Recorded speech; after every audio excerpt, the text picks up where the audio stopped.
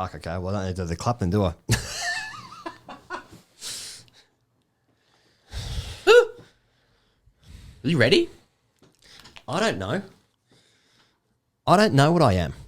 Everyone's been waiting for us to start. That's true. Everyone else is back. Come on, boys. Boys, make them wait. One day we'll figure out what that means or where that's from. Make him wait. All right. Toodaloo. Yeah. Yeah. Nice. Gary. I think that man has a fucking... What's like a bird? Like, it starts with an A. Aardvark. Albatross. Anal. That man has an anal. All right. Come on, bring the show. Good. Bring it. Let's go. The Grade Cricketer is a Twitter stream. It's about playing cricket at the grade level. Boys. Get a few today, did you? To be honest with you, I hate grade cricket. I went into to play for a team called the name escaped me. Obviously, sharing's always a big issue for young kids coming into a senior cricket team. I think it was like a witness league. A bit of advice to the players. That's all I want. I refer to the great cricketer here and I'll say, this'll do a little bit early.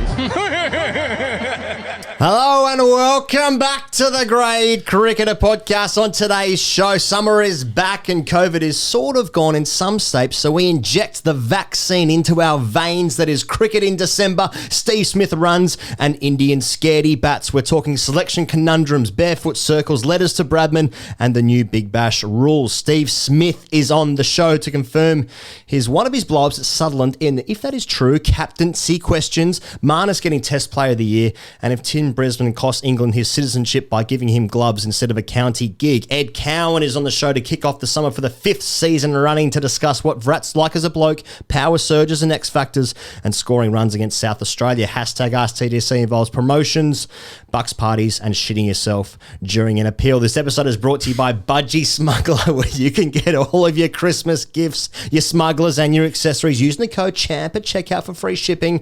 That's at budgysmuggler.com. You can also check out our Patreon at patreon.com/Grade Cricketer for more exclusive content every single week. More of that a little bit later. You can also find the show right now on YouTube, as well as full interviews, cut downs of the show. If you want to like, comment, and subscribe, then please do, because it helps us out a lot. My name is Ian Higgins, and I'm joined by Sam Perry, Pezzy lad. Sam Perry, Pez dispenser. Welcome to the summer of 2020. Thank you very much, mate. And I'm very pleased for you as a recent, resident of Melbourne, that you're now out of lockdown, experiencing the, sights and sounds, lights and frivolity of Chapel Street and beyond. Oh, Jesus. Well, Siri's listening, so that's always a good start. Siri just said I didn't get that. Didn't even get it? Hit a boundary. Mate, I appreciate that. And maybe we should speak about that, because our friends in the UK, who are no doubt tuning in after our little 3-week sojourn, we're doing it tough. Although they're coming out of lockdown next week, so, crowds will be back soon. Bez, I want to start the show by we had a message, a little tip off this week of a message, and it was just We get a few tip-offs. we get a couple of tip offs. Some good. A couple of tip-offs, and it involves match fixing in the IPL, actually. No, it doesn't. It involves grade cricket, which is a Twitter stream. It's about playing cricket at the grade level, as you know. But let me read the message that came in. It said, popped in to see the end of the Manly grade game on the weekend. Bunch of grommets are walking up the hill next to the ground carrying Alco pop drinks and goon bags. One of them is being pushed in a trolley and asks his mates to stop briefly. He looks across the oval to see the scoreboard. Instantly yells out, Randwick Petersham, eh? More Peter shit. Whole ground hears it, taps on the trolley, and his mates push him on. Now, it's great to see that whilst maybe society, there's been some evolution, not in any sort of biological sense, Sam, but maybe in societal sense, and we'll be speaking about those things later on. But, good to see that grade cricket is still very much in the 18th century. And if you are joining this podcast for the first time, welcome. that is the overlay of our approach to cricket. Here goes, Mr. Speaker, because grade cricket is a great leveller, and so it shall remain, Last time we spoke, Trump was president. He's not president anymore. But grade cricket is always going to bring every person back to earth. Now, Now let's just have a look at this scene. Let's just paint this picture. This game would have been played at the gorgeous Manly Oval, no doubt One of my bathed favourites. in sunlight. Two beachside teams brimming with current or ex first class talent, playing a tough arm wrestling game of first grade cricket. And like, you know, Manly. This is the club of Michael Bevan. You know, of Keith Miller. Currently, Mickey and Jack Edwards for New South Wales. Chris Green. Stephen O'Keefe, right? For Randwick Petersham, the club of Cheekwee, Warner, Kadich, Horitz, Kawaja, Mike Whitney, you know, currently Jason Sanger, Daniel Sams. Great cricketers like to hang on to this prestige. Yeah. Right? Beautiful. I've set the scene well, haven't I, right? I mean, we're going to talk about great cricketers. Rich imagery, Sydney Sam. Test cricket's just sold its media rights. Yeah. Yeah. Every so often you get reminded that prestige is a lie. Yeah, you do. You know, Yeah, quite you do. often that reminder can be jarring, as it was in this case. You know, more like Peter shit. This guy says with his Alco pop, sitting in a trolley, Just walking past the taps the ground. trolley, moves on. You know, 3 years ago, Steve O'Keefe cleaned up Virat Kohli at Pune to take 12 for 70. Cleaned him up. Yeah. Now some bloke's drinking a goon bag, ordering his mates to stop pushing the trolley so he can say Randwick Peter shit. Yeah. Um, It's better than how's that? yeah, good point. I'll give him that. Good point. I'll give him that. Taps the trolley. Pez, before we get into the show, so much to talk about. Yeah. But a couple of bits of pieces, little bits and pieces. Fuck, I've forgotten how to talk in the last 3 weeks. Sam, you would have seen on social media that we have released a T-shirt, Great Cricketer T-shirt. I did see that. Champ or be champed is the branding across it. Now, this is an exclusive offer and it finishes on Friday. Last orders are taken before Friday. So you can find the link to that on our Facebook page, and it's also our Instagram bio currently as well. It's a wonderful piece of merchandise. Champ will be champed. You can wear that in all venues, occasions. Probably not cargo upstairs. No, it's might need actually a quite collar. limited where you can wear it now. I Yeah. think about it. Yeah, you wouldn't wear that to a garden party. You know, kindly offer the opportunity to produce some merchandise, a limited edition exclusive. And we thought, where do we want to take this? And we thought, well, what is the overall philosophy of cricket that we would like to offer the dear listener? And life. Exactly. And we just felt like the one that overlays to all of it is really the approach to life. It's quite a sick approach, really. Yes. It's wildly Yeah. I mean, if you actually subscribe to this unironically, that's problematic. Buy the shirt still, please. But champ or be champed, you know, because if you aren't champing someone will champ you. They'll get you. dog eat dog. Dog eat dog. Go to Instagram if you want to sort of represent that philosophy. Pez, the Patreon push has been pushing on right during our little break that we've had. And what can they find there at the moment, Sam? Well, Patreon continues. You know, if you want to soak in the TGC way of life, If you want some people like this show, and great, you know, Some people If you do. just want Steve Smith and Ed Cowan, sorry, that's great. Go for it. If you want to soak in the TGC way of life a little bit, you know, we've got our weekly Ask TGC Fridays cast. People writing in with their own, bugs bearing on their own cricketing life, and we pass them. A Lot of agony. A lot of agony. That's the main thing. Yep. The looser, darker life questions, and they're answered with the requisite looseness and darkness.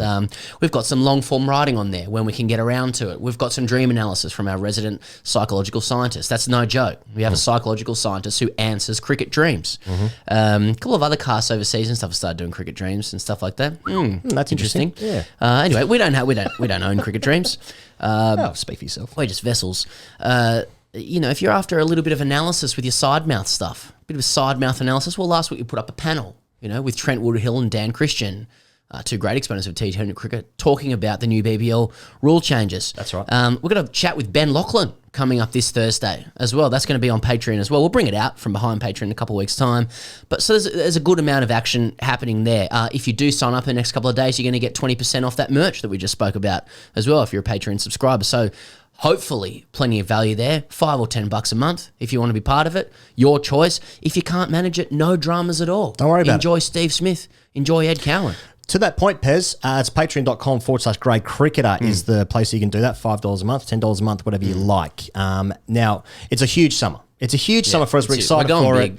it. We're going big. It's actually a huge 12 months. Now, yesterday, it was actually it was 1 year before the Ashes starts. Now, we've also got the Indian summer coming up here in Australia. Then India go to England over there. Then it's the Ashes. Fucking Lots of cricket. So much cricket, man. So it's exciting. So get around us there. Now, it's a big summer for us in terms of getting around guests. There's a huge explosion. Steve Smith, one of the white whales. One of the white whales. We've landed a white whale to We've kick landed off. the white whale. some more white whales in the works.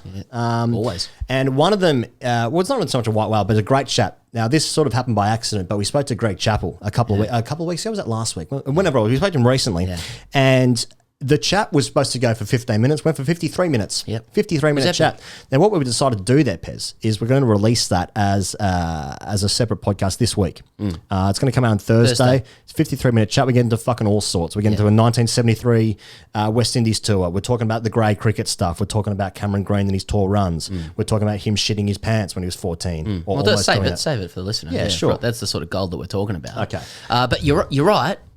Greg Chappell's got a lot to say. He's been out in the media, and we just texted and just said, "Listen, would you like a chat?" He's kind of like an ex-PM at the moment. He's just ready to open his mouth. There's a bit of legacy defending going on. First half of the chat is very much about his upbringing, a bit of his experiences. Then it sort of gets a bit fiery. At one point, talking about youth policies and the benefits of Indian youth cricket, he describes me as handicapped and.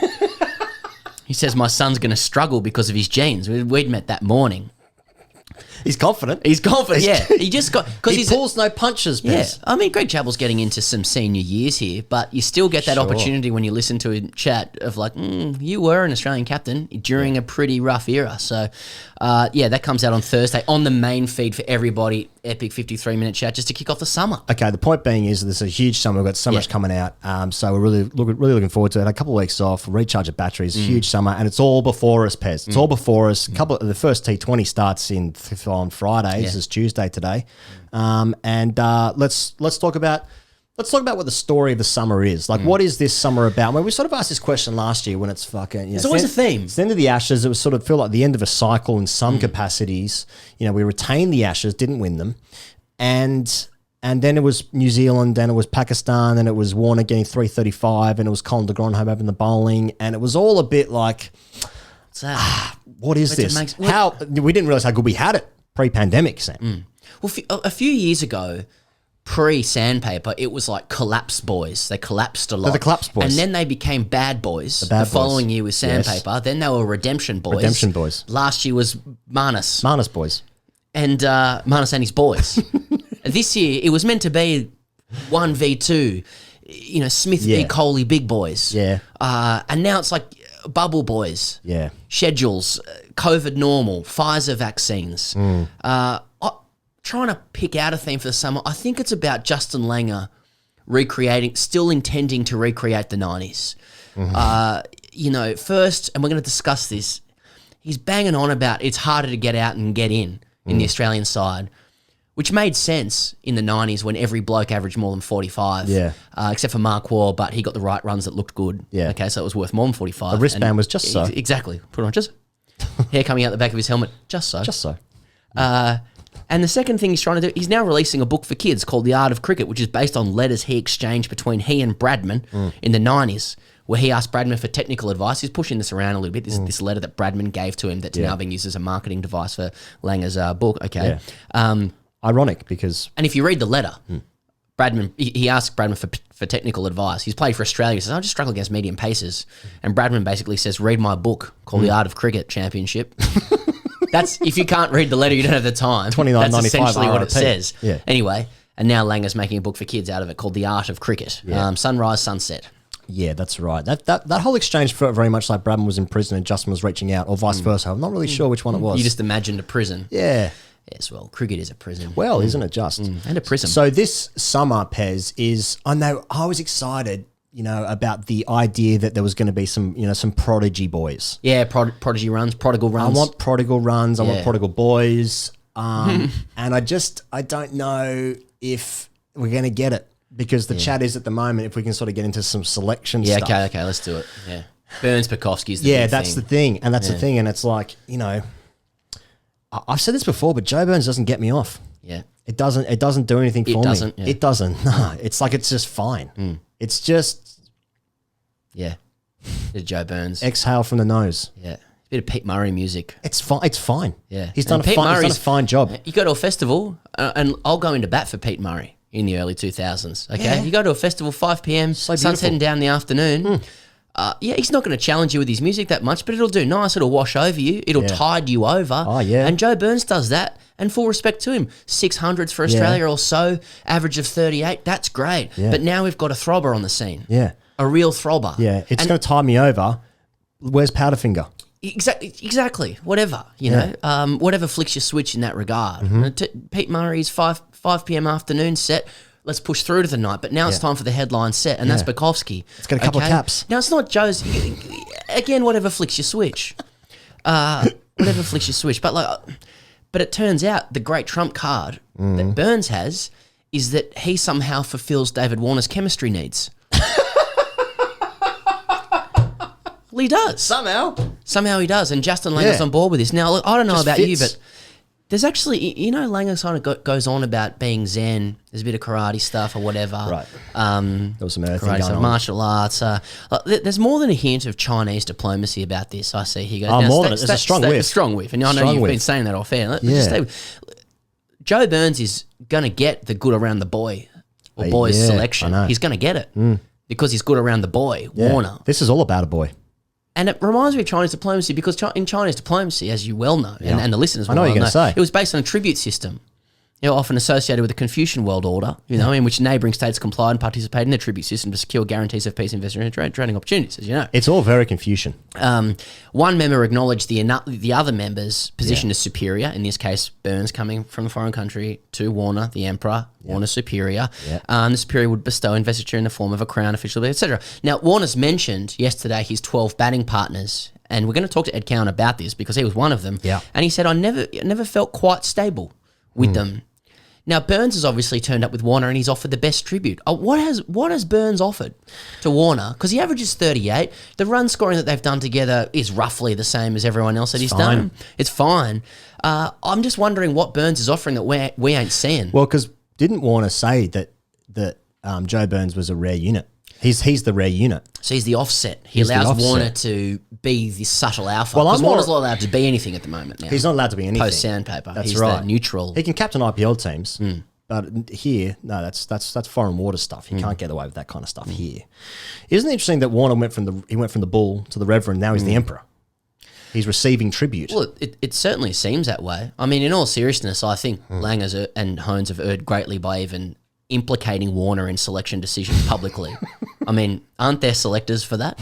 Isn't there a coach and a captain? And it's like there's this really like tight call for whether the incumbent stays in or this new player comes in, and what they say is, and maybe they got it wrong accidentally, but it's just like, oh, we'll chat to Dave. Dave can decide. I mean, he's fucking thrown Warner under the bus there, hasn't he? Like, if they don't pick Bukowski, Warner's already going to be more hated than he already is among vast, swathes I gotta of society. say, man, I gotta get myself one of these gigs as a selector because there was like when Mark Orr was doing it back in the day, he was barely watching the games, and now the selectors are like, who do you reckon passing the buck? How does it feel for you, David, chemistry wise, when you're batting and you see Joe Burns at the other end? Good looking rooster, Fine, probably, maybe a few good stories, and maybe that's it. That's and fine, maybe then. that's Langer But I need recreating to the know old about side. that. Yeah, I need to know more about that then. If that is the case, then I need to know the stories to feel more comfortable. But here's the thing. Bukowski is fucking going to be like, he's going to play test cricket for 10 years. 10 to 15. And this is going to be this weird story where like, oh, why didn't he get picked sooner? Oh, Joe Burns kept him out. It's like, who?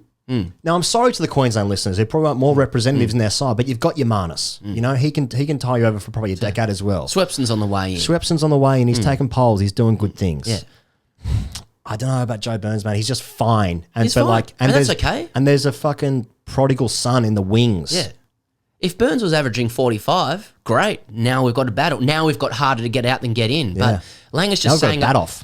Just because Langer says it's harder to get out than get in doesn't make it true. Like that's David Brent stuff. Yeah. Anyway, Now, one of the saddest stories of the summer, Pez, is that Kohli's only going to be here for one test because he's going to go home for the first. He's going home for the birth of his first child. Yeah. Fair enough. yes. Who upon us has not seen someone in their team leave for family reasons, or weddings or whatever, and that's what Virat Kohli's doing. So it traverses all levels. Yeah. So like combing around the media a little bit for this, like, which kind of backwards bloke is going to raise an eyebrow at Kohli doing this, I mean, it was only 20 or so years ago that, Shane Warne didn't go home. Good friend Shane didn't go home for Jackson's birth. He just put a little sign up over the balcony saying, welcome Jacko, or whatever. Yeah. And I think later he said, it was a boy thing. I just had a good vibe about him. So that was good. He bowled well the next day. Yeah, it did actually, yeah. I saw Steve Waugh say he was surprised by it, but which was a little double eye, emoji to me, if you catch my drift. But, when it comes to Steve Waugh, what isn't? I mean, did you catch Steve Waugh's documentary?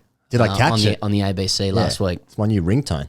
Sensational documentary, Capturing Cricket, about rediscovering the simple joys of the game in India. What was the highlight for you in that, Pez? Well, look, let me set the scene. Please. A beautifully shot documentary, and it does authentically reveal Waugh's humanitarian side. Yeah. Beautiful photos, etc. And you got to see a lot of things in India that you don't normally get to see as someone who hasn't been there.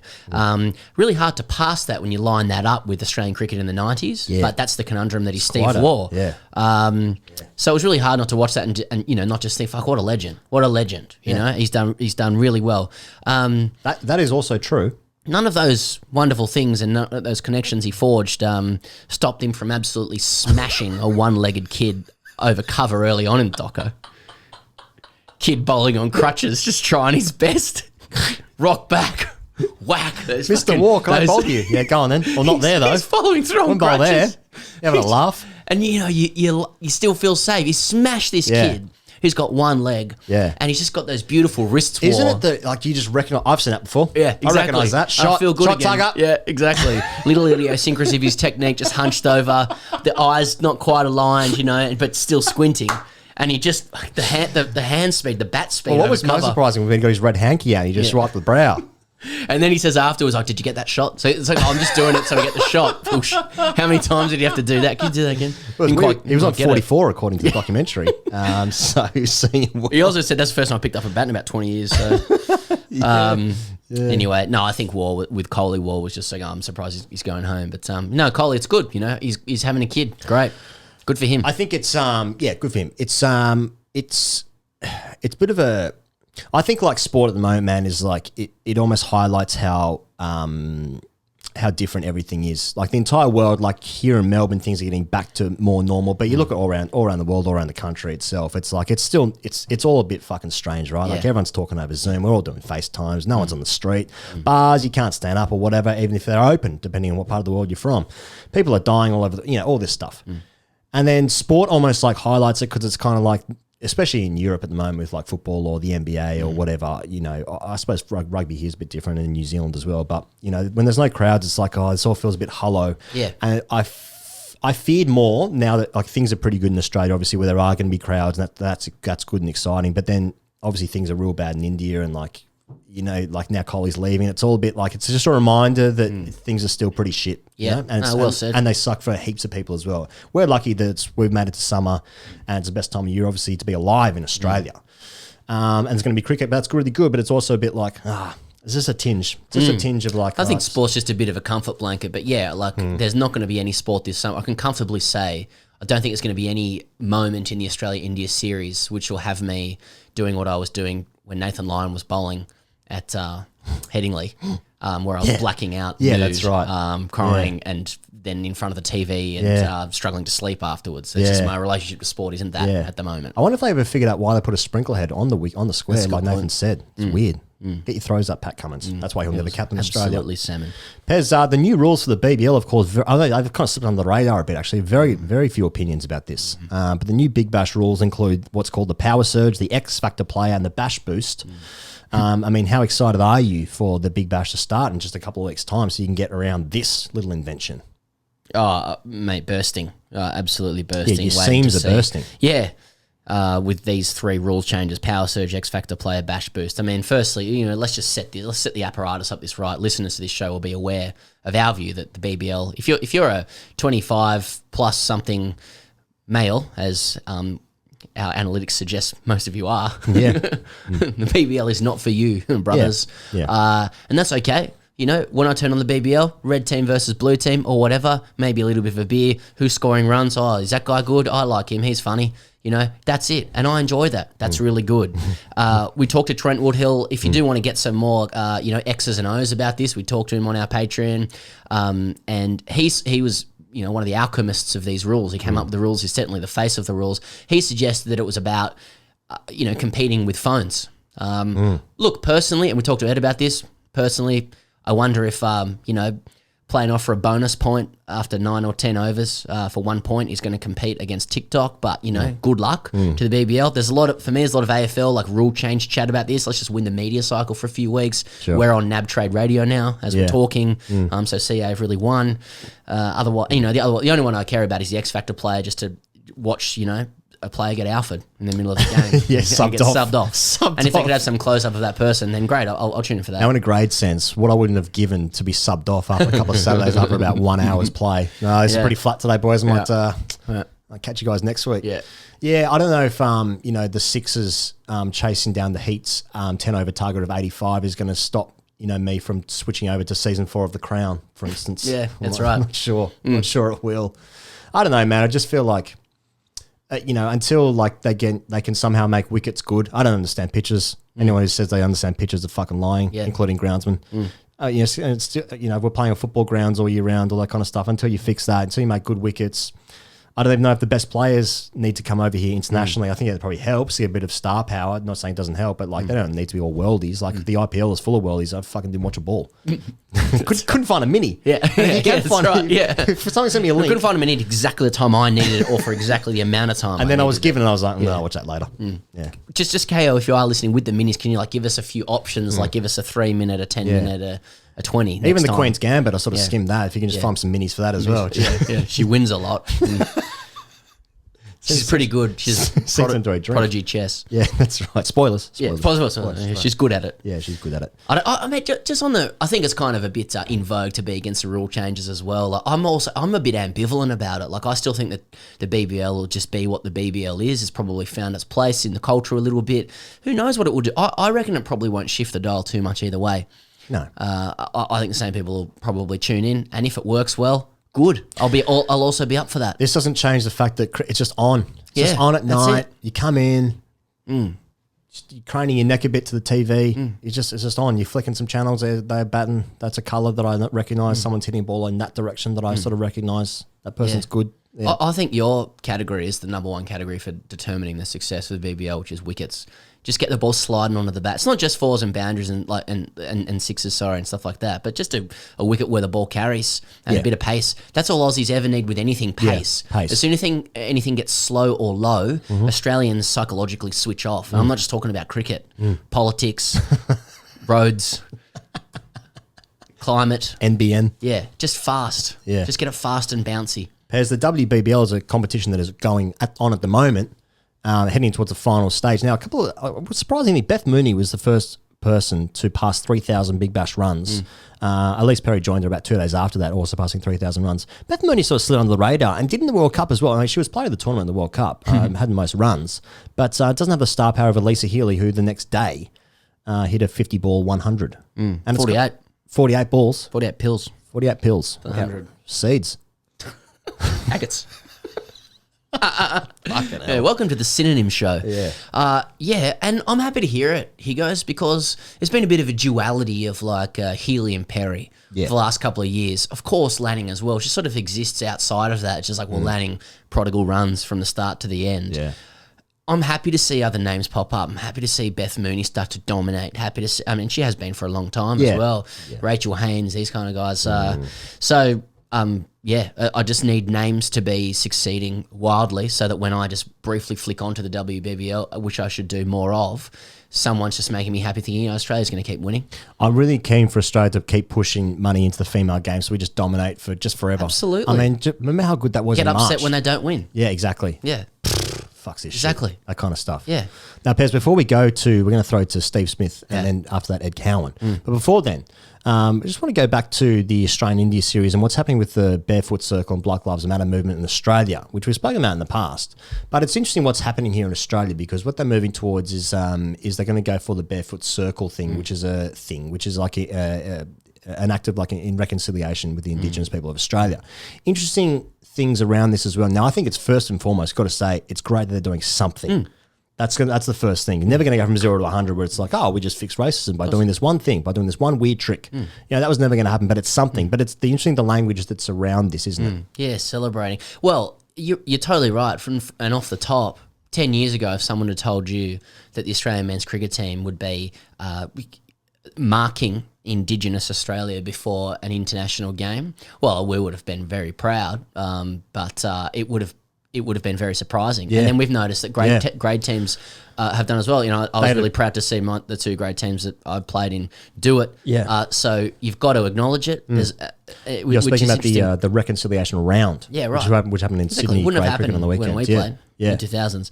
I noticed Cummins said, we've come together as a team, think this is the best way we can demonstrate anti-racism as well as celebrating Indigenous culture. Langer was like, reflection of consistency within Australian cricket and a sign of respect and recognition to our Aboriginal culture and heritage. Now, like what they've decided to do is against the backdrop. You can't divorce it from the Black Lives Matter movement. And, you know, people are asking, well, are you guys going to take a knee as well? They've decided to go for the barefoot circle. Now, like, I'm keen to know what you think about this, but like with Michael Holding's, you know, gut-punching start to the English summer on Sky's very passionate monologue about Black Lives Matter. Following that, we saw England and West Indies take a knee. We were always asking, I wonder where CA is going to land with this. I think you spoke very well about it a few months ago, and this is where they've landed or are landing. They've put together this array of activities and initiatives to play their part in what is a global moment, undoubtedly created by the Black Lives Matter movement. And we've noted, you know, it's a step forward. Almost hard to imagine from previous eras, you know, especially, and you've got to be happy if you want to see better outcomes for Indigenous Australia and for our country, for everyone involved. CA doing this is not just a result of their own work alone. It's the result of activism and confrontation from around the world. Yeah, you know, they are reacting as a result of all this stuff happening. And you mentioned like I note the word celebrate popping up every so often when it comes to Indigenous Australia in this. We want to celebrate their culture. And it's a curious word, I think, because like you can't argue with celebrating, can you? We want to do something positive. We want to celebrate Indigenous Australia. You wonder how much heavy lifting that word is doing, you know, as a means of justifying a move away from taking a knee, for example, which is a little bit more confrontational, a little bit more solemn. You know, we hear a lot in Australia about celebrating Indigenous culture when we have a global event. You know, the Olympics comes out, we're celebrating Indigenous Australia. Sporting events, we celebrate Indigenous Australia. It feels like when others are watching us, you know, we're always celebrating. When they're not watching us, it feels a bit less so. And like personally speaking, I think something more solemn would be more honest and consistent. I know Langer spoke about consistency, and he's spoken apparently with a lot of Indigenous leaders. So, you know, you have to respect that. But I don't think any of these actions would be happening were it not for Black Lives Matter. So it is connected to Black Lives Matter, which is a more solemn movement. And you can see in Australia that, you know, when you talk about Black Lives Matter now, though, you know, taking a knee, it's like ideologically dangerous. You know, you're a lefty Marxist cuck. If you want to go down that path, I heard somebody else say it carries ideological freight. You know, and that makes us uncomfortable. But Black Lives Matter started this whole thing. Without Black Lives Matter, Australia isn't talking about this. So if I can, you know, well, look, I can't prove that, but I reckon that's very fair to say. Given how tough it is to make progress on this stuff, you know, you have to acknowledge a step forward, but you've got to keep an eye on it too. How long are we going to be celebrating for, do you reckon, Higgos? Yeah, that's interesting, mate. That's interesting because it's because, for instance, I know that I'd imagine the West Indies would be very upset that England players did it during the West Indies series, and as soon as West Indies took off, you're going to do it against Australia. Wouldn't have thought so. Nah, don't worry about it. Now, what's interesting as well that England are going to South Africa. They're playing some ODI cricket, and they're playing Test. They might not be. I can't remember. Anyway, England are going to South Africa, and they've decided they're not going to take a knee.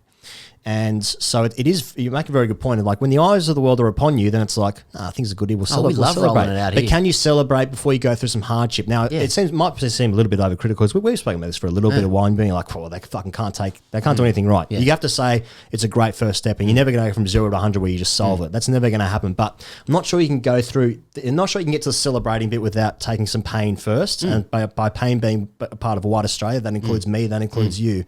And like you have to check your white privilege sometimes. You have to think about things. People are going to see the Australian Indigenous pattern on their T20 shirt and being like, fuck this shit. Yeah, exactly. If you're that brittle and your toxic masculinity and your whiteness, the pattern on a shirt offends you, fuck off. You're a fucking dopey cunt. You don't deserve to fucking celebrate anyone, let alone the Australian cricket team. Or, you know, keep exploring, read a book, you know. Read a book, that's also better than what I said. Carlos Brathwaite from the West Indies, he says, why did it stop when we were gone? Yeah, right. Anyway, the other element to this is, you know, India and data.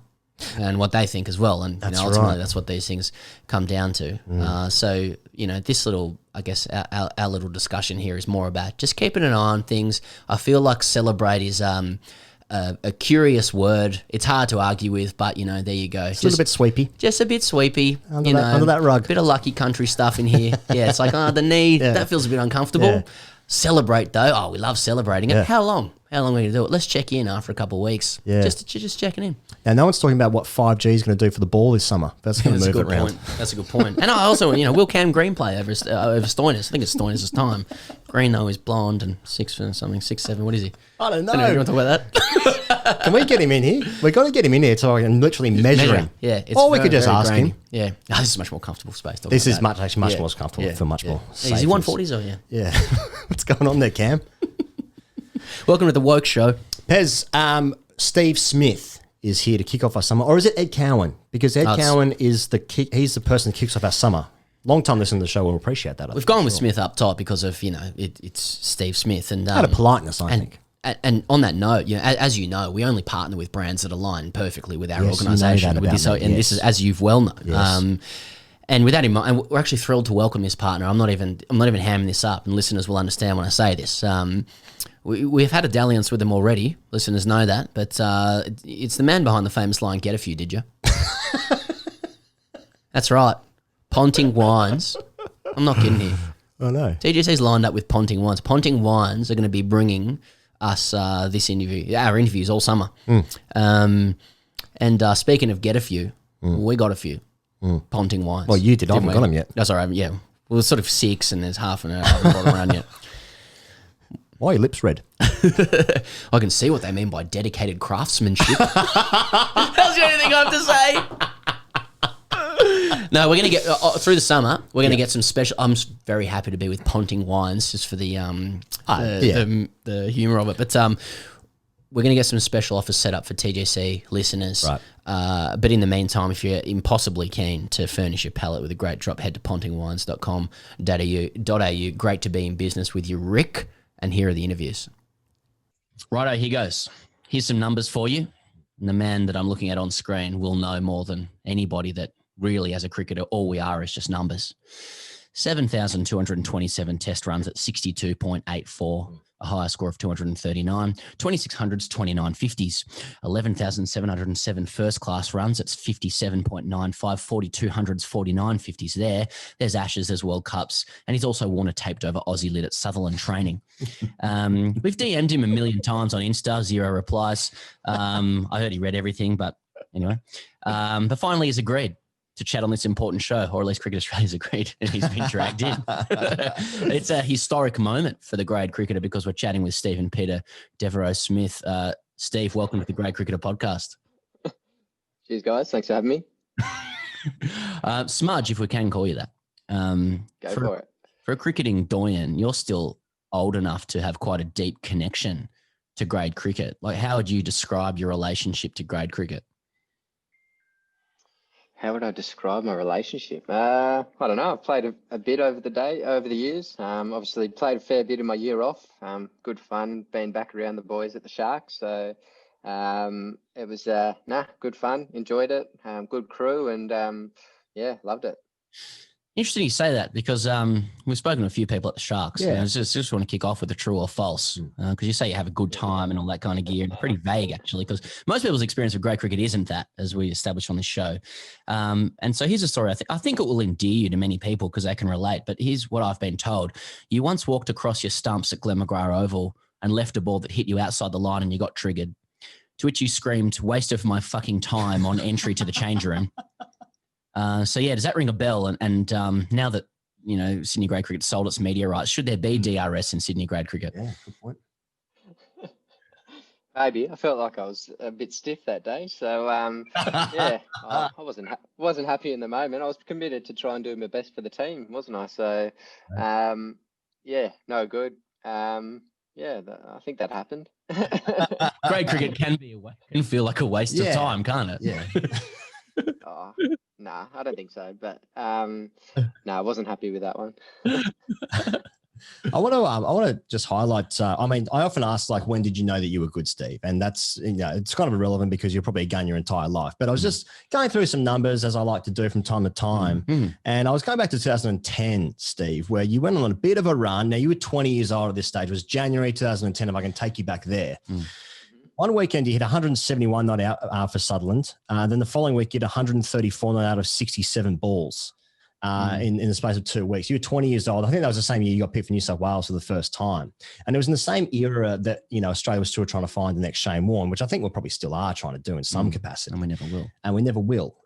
But, you get picked for Australia and New South Wales as sort of a bowler, but you just hit you're 20 years old, you're hitting 171 not out and 134 of 67 rocks in first grade. You're getting picked as a bowler. Are you thinking, guys, can I just have a stick? I don't really want to bowl. Pretty much, yeah. That's what I was thinking the whole time.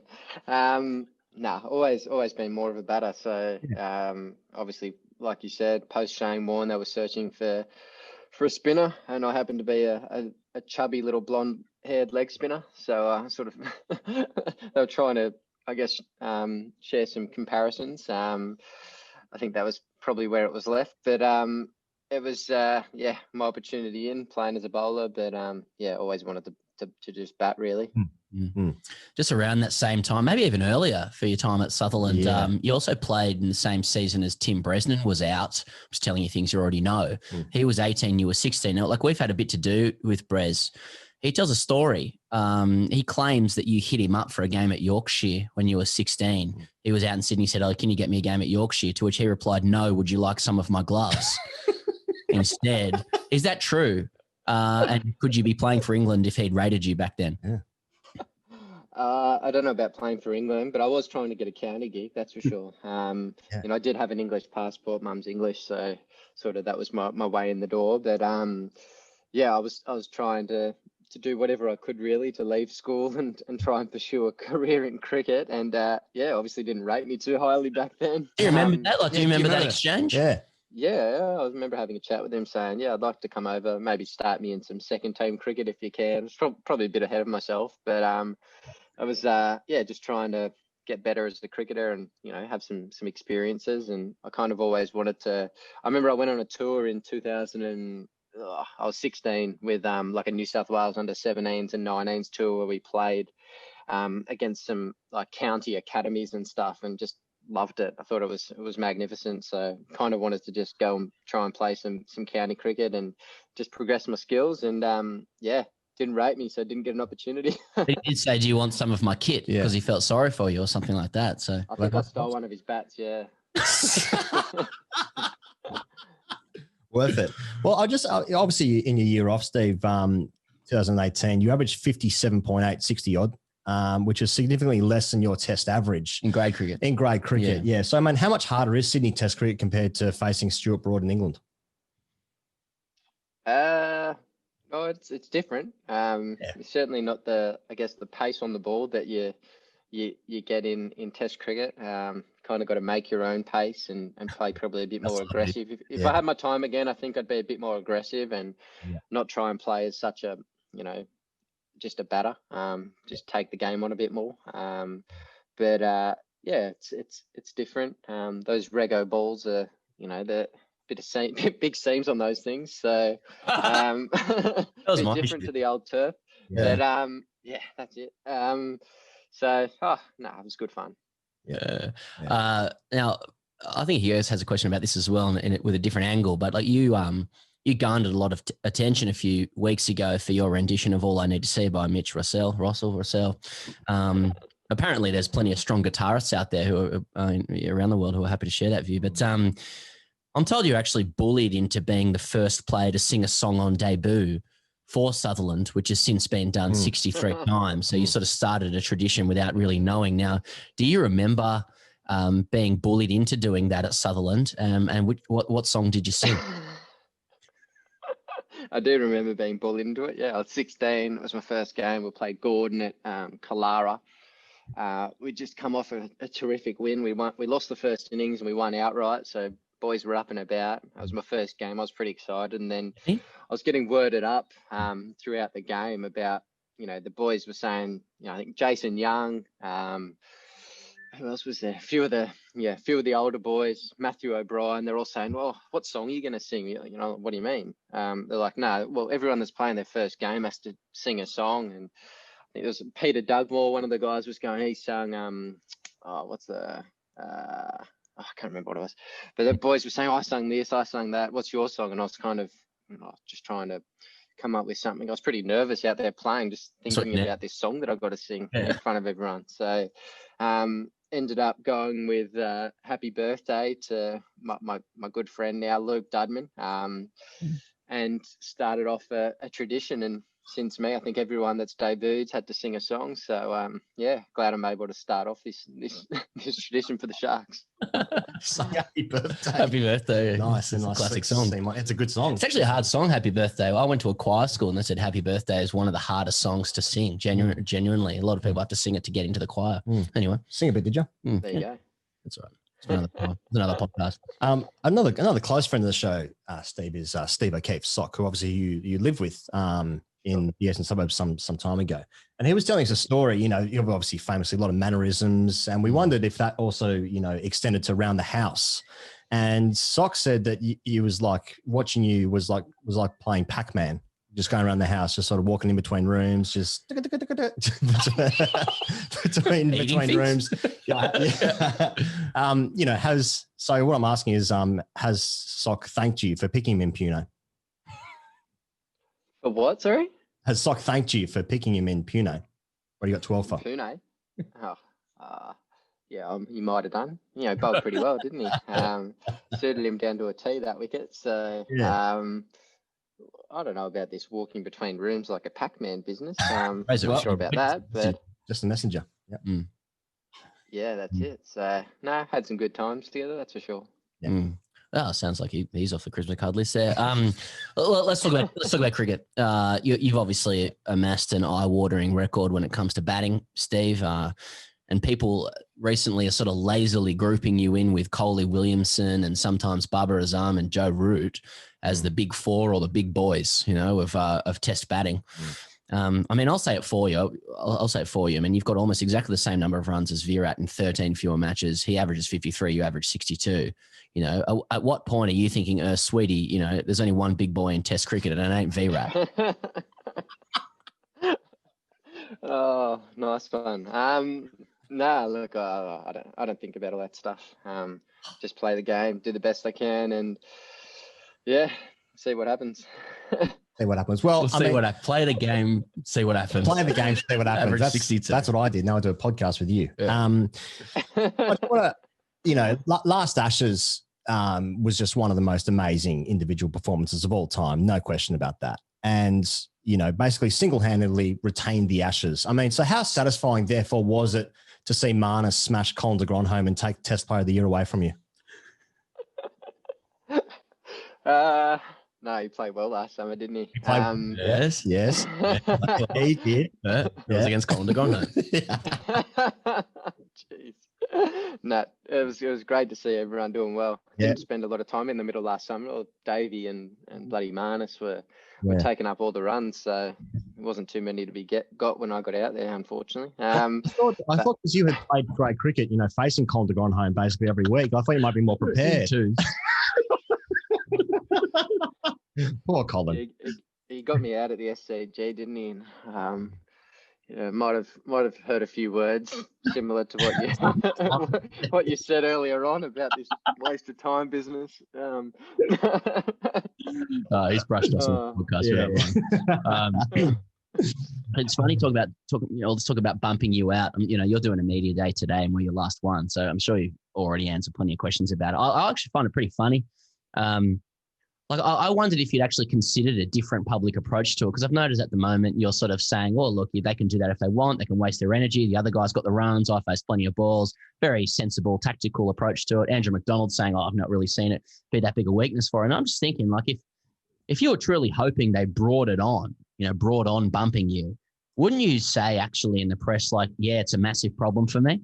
I hate it. Please don't bowl there to me. Have you ever thought about that? Something to think about.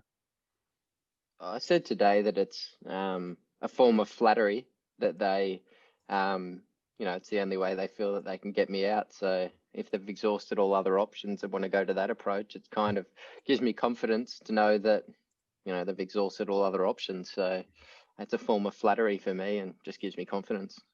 Haven't you been really struggling with that ball on your hip, just sort of getting it to the leg side? Haven't you been really, that's been a real weakness? They should focus there. Shouldn't you focus on that? Some your pads, maybe? Yeah. Maybe, yeah. I think that's a good idea, yeah.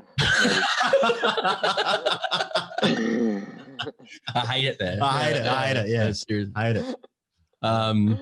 Just on that, Steve, I understand it might be an unwelcome distraction for you, but you would have been answering questions about, because you're trying to make a million runs against India this summer, and you sort of missed out last summer. And I sort of expect a lot of compensation runs from you this summer, like you did with the Ashes.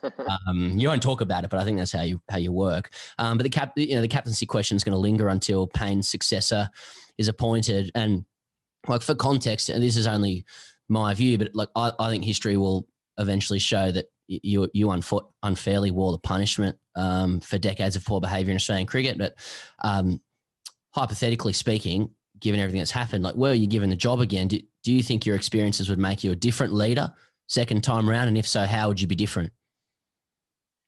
Look, in regards to the job, I don't know.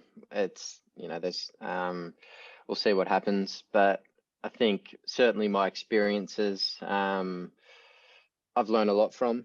I think I'm a better person, better, more equipped, more aware of my surroundings and things like that. So from that point of view, I think I've made a lot of progression there. But we'll see what happens. At the moment, as I've said numerous times, Tim and Payne are doing Tim and Finchie are doing. They're the same person. They're doing great jobs. They're doing great jobs. So I support them as much as I can, and hopefully score some runs this summer and help us have success. I suppose famously, like Australia don't really pick bowlers as their captains, and then you as a bowler probably can't get the job again, right? Well, if I can't score any runs, I might have to start bowling again. So I was pretty disappointed with my batting in the IPL. So I actually thought about bringing the spinners back out to have some kind of contribution. But see how we go. So you're always so humble and almost vague about scoring runs. I mean, like even as you say before, like just play the game to enjoy it and see what happens. It's kind of like Bradman was always like, play the game for the game's sake and keep your eye on the ball. I average 99, 9.4. So there's something ticking underneath there, I think, with you, but you obviously don't want to bring that out. Like, I'm curious about where you see yourself in your career at the moment, what people can expect. Like, without putting numbers on it, like if the start of your international career was kindergarten and the end of your international career was year 12, what year are you in at the moment, do you reckon? I think I'm probably closer to the end than the start. I don't know. Junior high? Uni? Yeah, I don't know. We'll see how we go over the next few years. While I still love training, love trying to get better and, just enjoy every moment of it, then, I'll play for as long as I can. So, I guess time will tell, wait and see. Hopefully the body stays good and fingers crossed. I've had some, I haven't had many injuries, probably a few head knocks. So don't know what's going on there, but hopefully don't have too many of those anymore. They're not overly comfortable. So see where things end up. Obviously, the entire summer you're going to be spending in different stages of lockdown and bubbles and all that sort of thing, Steve. I mean, everyone that we speak to says that I'd hate to be stuck with Marnus for the entirety of this pandemic. But I get the feeling like you guys might be sharing a bunk bed. Are you guys just shadow betting? What's going on? Are you spending a lot of time with him? Yeah. Not at the moment. He's in another hotel in Sydney. We're out at Homebush, so in our proper quarantine. So not at the moment, but I'll see him in a few days' time, and I'm sure he'll be stuck to my hip then. Talking about batting probably more often than not. But look, he's good company. Can't keep him around for too long though. You got to push him off and give some time to someone else though. Mm-hmm. We're getting the wrap up here. He goes. Do you have anything else to finish off with? No. Thanks so much for your time, Steve. Again, historic moment to have the great man Peter Devereux Smith on the Great Cricketer Podcast. Thanks for your time, mate. And sorry for all those Insta DMs. I mean, I was told you read them all. Maybe you did. But it's great to have you on. And, all the best this summer. I see that little glint in your eye. I think it could be quite scary how many runs are amassed, given that, Wagner and de Grandhomme gave us a hard time last summer. Cheers, boys. Pleasure. Okay. Here's some numbers for those who've forgotten. I'm going to do it a bit quicker this time. Okay. All right. 1,000 test runs, 10,000 first-class runs, 7,000 first-grade runs, ton at the Gabba against Stain, Morkel, Philander and Rory Kleinveld. Now making a contribution as a Cricket New South Wales board member, sharing razor-sharp views as an occasional member of the Cricket Commentariat, a sustainability-focused entrepreneur with Tripod Coffee, and member of private investment firm TDM Growth Partners. He's our friend, he's your friend, and without doubt the best friend of the great cricketer. TGC's summer can only start once we've heard from this great man. It's Ed Cowan. G'day, Ted. Fellas, you've had me back. This is huge. There's some nice little bolt-ons to the intro, particularly the addition of Rory Kleinveld. What a bowler he was. Is probably. Thanks for calling him out.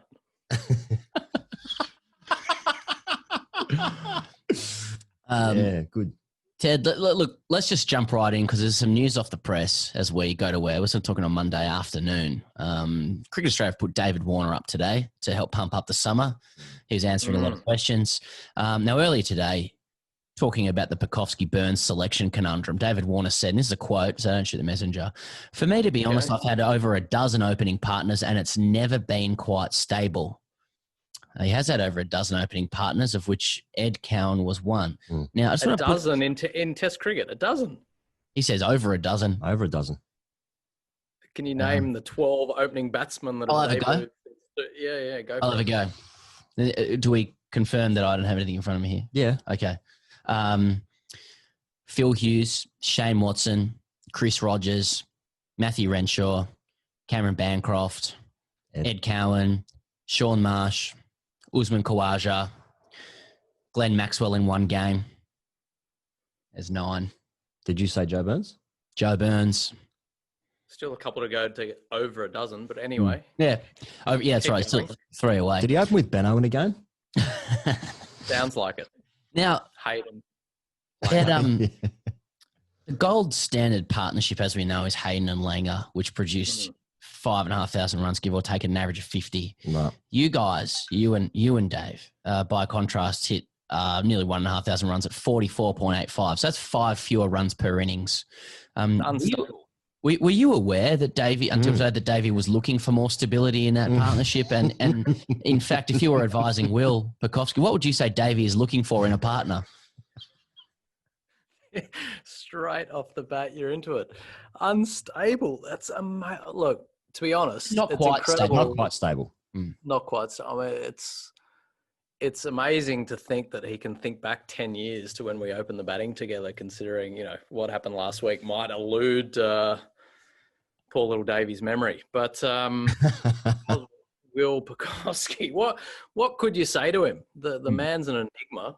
You just got to obviously be on side. You've got to pump him up. Great shot, Davey. Good stuff, mate. Keep going. I don't know. I mean, you caught me off guard with that, to be honest. Well, do you think that's what Joe Burns is doing? Because what the word is, I suppose, we don't know how full on this is and whether the selectors have literally gone to Warner and said, who do you want in the side? You're literally banned from leading the side, but why don't you select one player in the team? That's not you. Yeah. But what do you think Burns is doing to earn Warner's respect? Because he averages, late 30s and stuff like that. What is it about Burns that Warner likes? Don't know. He must be buying him a few Guzman and Gomez burritos, maybe. You're investing now. Didn't he call Joe Burns a rare unit? He said he's the rare unit. Right. Big call. I think maybe that's it. You got to be so self-deprecating that you got to take the rareness off the other bloke. I think you make a good point, though, Sam. Since when does the opening batsman become a selector? Yeah. Isn't that the selector's job? Well, and you walk out to bat with who you're told to walk out to bat with, don't you? Yeah. Well, I sort of feel like that's maybe not Warner's fault. He's just sort of been thrown under the bus a little bit there. We don't know how. It hasn't been the first time. The bus. That is the metaphorical bus. Not to be with Muhammad Abbas, who's an opening bowler for Pakistan. I was actually going to ask you. I was going to ask you before, Ted. I was confused. I get confused. I don't really follow the cricket much. I was going to ask you, Ted, because I was looking back on your career in anticipation of just this chat. In fact, every time we get together, I just like to catch up on what I need to know about. I was looking at your debut at Boxing Day Test. Let me tell you what happened. Boxing Day Test, you hit 68, and you're batting. Not out. Yeah, well, we'll get to that. And you're batting with Ricky Ponting, and that was like 2011. Ricky Ponting was like that was the last summer in Australia that we saw the best of Ponting. He hit like 200 in maybe Perth, I think, with Adelaide. He's going on Adelaide, YouTube. Adelaide, yeah, Adelaide. And so you're opening the bat. You're opening the batting. You go with Warner, and I want to know what the disparities and conversations between opening the batting with Dave Warner, then Ponting coming in at 4, I suppose, because Sean Marsh was batting 3, wasn't he? Like, what are the chats? Do you even remember the chats, or are you so like locked in to the innings itself?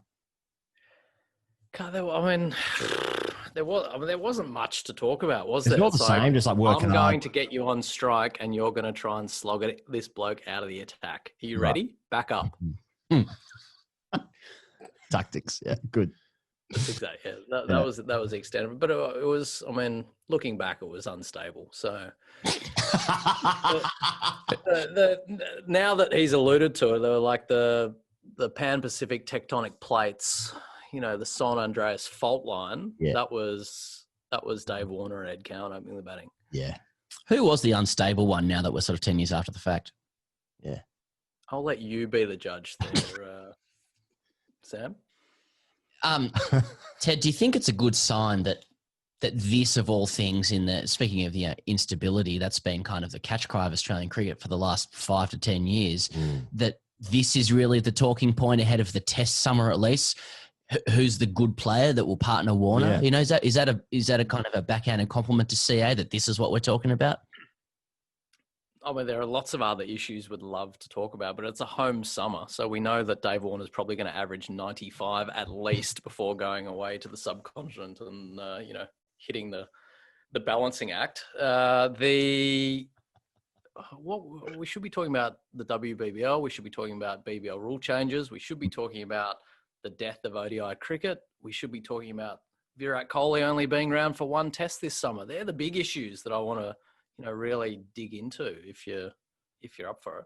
Maybe you can put that behind the paywall in Patreon. Nice. There it is. There's the first one. We could have like a little 6-hour powwow, and you could charge people $2 or $3. I don't know what's the going rate these days for a Patreon membership for the grade cricketer. Pretending like he's not a subscriber. Adam Zampa is.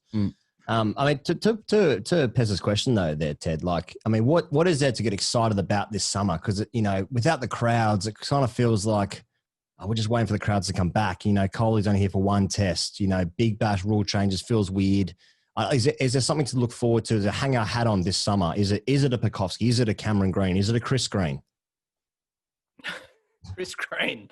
Yeah. Who knows? I mean, Chris Green could make just a bolt for the Test team as the spinning all-rounder that we've been crying out for. In fact, you wouldn't put it past Trevor Hohns maybe calling out Chris Green's name, meaning Cameron Green, and accidentally Chris Green slips out, and the next minute Chris Green's, slips into the Test team bowling some of those off spinners. Look, the Test series against India, I'm pumped for. I don't know why you're talking it down. He goes, I'm not, because there will be crowds. There won't be capacity crowds, but let's be honest, Test cricket in Australia, particularly most stadiums, we don't get capacity. So let's just enjoy the contest. I think India will be good without being great. Minus Kohli, their fast bowlers won't be what they were 2 years ago. I think you should be talking cricket up, mate. You're a stakeholder in the game now. You rely on the strength of Australian cricket. I'm more of an AFL guy, as you know, Ted. But like, why do you say that the pace bowlers won't be what they were 2 years ago? Why do you think that? Well, you're a close follower of the game. He goes, that they've suffered some back injuries. Sharma's hurt his side recently. Shami back injuries, Bumrah back injuries in the last 2 years, and it's hard coming back from that as a fast bowler. So I just don't know if they'll. I think we saw them at their absolute best 2 years ago, and they sniffed a series win with no Warner, no Smith, and they got to take that home. It's just going to be harder for them this time. You mentioned Virat Kohli earlier there, Ted. I mean, he's the most kind of, well-known cricketer in the world. He's 80 million Instagram followers. And particularly in Australia, there's a love-hate relationship with him that basically comes out of respect, I think, for the fact that he kind of plays like us in our combative nature, so we respect him, but the players don't seem to rate him that much, and they're trying out for him and stuff. I noticed there's a bit of press lately, particularly coming out of, particularly through an interview with Adam Zampa, where he's actually quite a good guy and he loves vegan food and stuff like that. Is there a softening of Virat Kohli's image happening at the moment in Australia, and is it warranted? What was your experience playing against him? Do you think he's a changed man? How should we relate to Virat Kohli? Advise us. Well, I think maybe he has mellowed a little bit. I never found him a mellow character myself, but it sounds like Zamps knows where his bread's buttered. And the IPL, if you were bowling, leg spin for 10 years in the IPL, you'd probably want to buddy up to Virat Kohli, wouldn't you? So yeah, good bloke, vegan, lovely fella. Coffee. Pay me my $1.5 million and I'll bowl you on the nets for 6 weeks straight. Are you the only Australian cricketer with that interest in India? Because I find it funny because, I always wonder, what the relationship is between the Australian and Indian cricket team, because for the most part, when the Kiwis come over, it's we can relate to them on some level, same as the English. But the Indians, it's just, culturally, it's such a different experience. Cricket's in a very different place as well between India and Australia. What do you talk about after the game? And, all the people that have interest in India are always they're very respective of the Indian people. Never say a bad word. When Gilchrist said in his book that Tendulkar was hard to find for a beer afterwards, it was one of the most shocking things that ever happened. He's like, well, he probably fucking was hard to find for a beer after the game if he just rolled him for 6 and 10.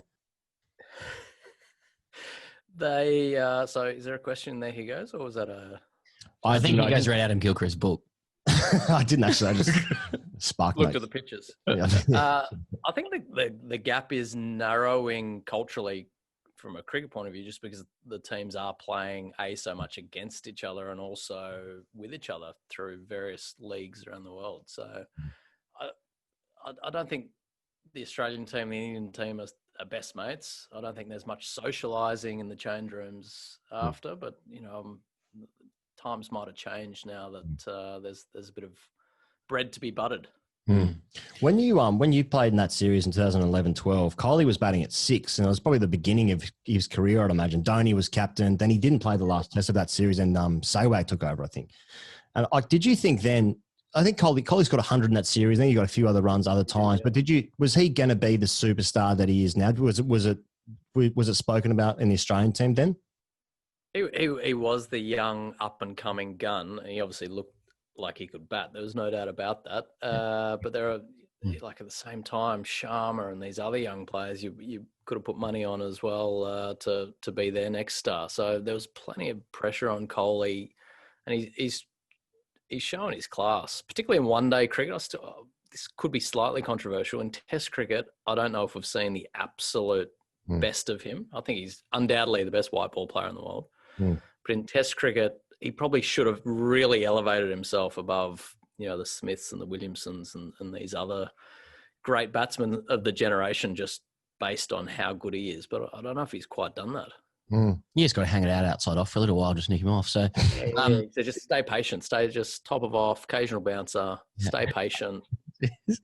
Speaking of staying patient, let's talk about the new BBL rules. You mentioned that was something that is an interesting talking point. So we spoke with the architect of these new rules, Trent Woodhill, on the Patreon last week, and one thing he mentioned was some of the studies that he did in England with the 100 were around how much kids were actually picking up their phones during the cricket.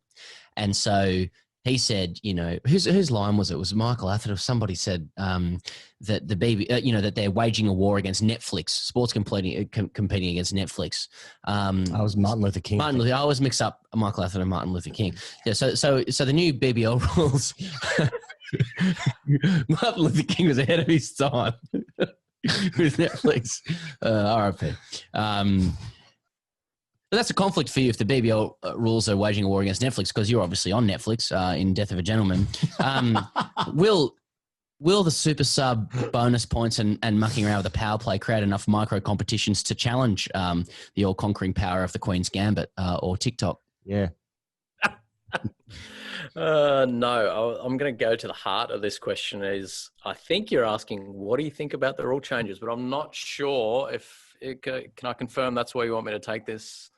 I think the point of the rule changes, if we get to the heart of it, is that they think that all these micro competitions they're setting up, all these micro things happening within the game will somehow stop kids from picking up their phones. No, I don't think that's the heart of it. I think that might have been, sadly, Trent's initiation as to why they were bringing these ridiculous rule changes. But I think at the heart of it, they've seen declining TV ratings. That's not because people are playing with their phones. That's because the cricket's been average. It's been played on terrible wickets at times, and it goes for about 32 weeks too long. So why would you? It's like getting a crappy meal served up, and then you say, this tastes no good. And then they get the salt and pepper out and they just sprinkle a bit of salt and they go, taste that. That tastes so much better now, doesn't it? You're like, no, it doesn't. It's still crap. So. Are you one of those guys who does it at restaurants? No, I'm not. And it's saying some wine back. Yeah. No, but you get my point. Like the ingredients to a successful Big Bash are pretty clear to anyone involved in the game. It's like get the best players in the world playing, get them playing when people want to watch, get them playing great cricket on great wickets, and people will want to watch on TV. And all this periphery stuff, I'm all for innovation, but innovation that's based in fact rather than these stories that we want to tell ourselves as to why we're going to bring them in. Why wouldn't we trial these innovations elsewhere? And if they do in fact create better games of cricket, you bring them into the Big Bash. But at this stage, they haven't been tested anywhere. Not in club cricket, not in any other form of cricket. It's just two dudes sitting in a room wondering up, what can we do next? Isn't that exactly the thing, though, Ted? Like the hardest thing that would probably work would be to make good wickets. And that might, like, we can barely get good wickets for test matches half the year, So like trying to get a flat wicket at Skilled Stadium or whatever the one is in the Gold Coast. Like, I mean, why do we have to play at Skilled Stadium? Why don't we just play on the main venues? And maybe the wickets they roll out for the test matches, they're the wickets we do want for the T20 because they're so flat. Why is it hard just to make good wickets generally anyway? That's a question for a curator. Yeah. It is hard if you're playing lots of cricket in short spaces of time, but this is I think a little bit of the problem with having small squares. Traditionally, you can kind of have different wickets on the go at one time, but smaller squares is making that tricky. Look, the Big Bash has so much potential, and it is a wonderful product, but there's no way hiding behind the fact that it has probably been declining as a quality cricket product. People want to watch great cricket. If you believe in the Big Bash as a product, you have to believe that cricket is entertaining. If you don't believe that, then the Big Bash is doomed. Because if you're only relying on innovation, if you're only relying on bells and whistles, you run out of things to innovate on. And so you're left with nothing that resembles what you started with. As an administrator, as a board member of Cricket New South Wales, you'd have some insight into this, but it seems like a lot of people are putting forward that the Big Bash would be better simply if better players and better international players came along. In fact, your former opening partner, albeit unstable partnership, David Warner, suggested that today as well. Why aren't there better international players coming then? I mean, it's surely a factor of money. Australia's a rich country, isn't it? That's simplistic, but where's the money? Well, I think even simple things like a draft for the international players would have massive benefit.